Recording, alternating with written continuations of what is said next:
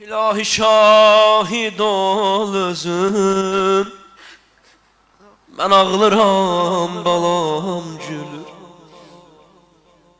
İlahi şahid ol özün, ben ağlıram balam gülür.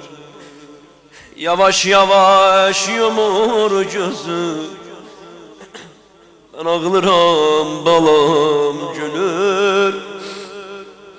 Yavaş yavaş yumur gözüm, ben ağlıram balam gülür. İlahi şahid ol özün, İlahi şahid ol özün, ben ağlıram balam gülür. Yavaş yavaş yumur gözün, ben ağlıram balam gülür.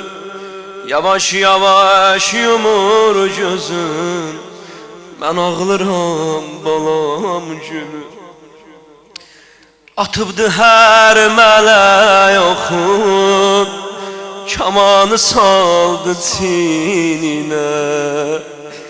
Elində bənzədi bala, yaralı bir göyərçinə.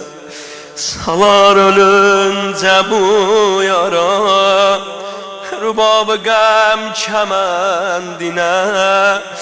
Anası öldürür özün, ben ağlıram balam gülür. Məndən denən bunu.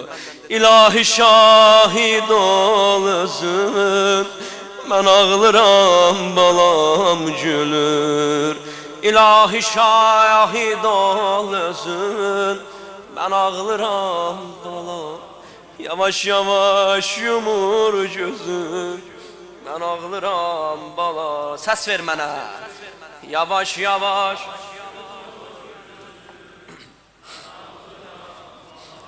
gülür. Mən oğlumu gətirmişəm, carimə fəda edəm. Gərək əzizimin qanı göyə səpəm diva edəm. Mən oğlumu gətirmişəm, nicarimə fəda edəm. Gərək əzizimin qanın göyə səpəm dua edəm. Ki ta tamamı aləmin bu eşqə aşinaya edəm. Deyəm bəlalərə dözün, mən ağlıram balam gülür. Mən ağlıram balam gülür. İlahi şahid ol özün, İlahi şahid ol özün, ben ağlıram balam gülür. Yavaş yavaş yumur gözüm, ben ağlıram balam gülür. Yavaş yavaş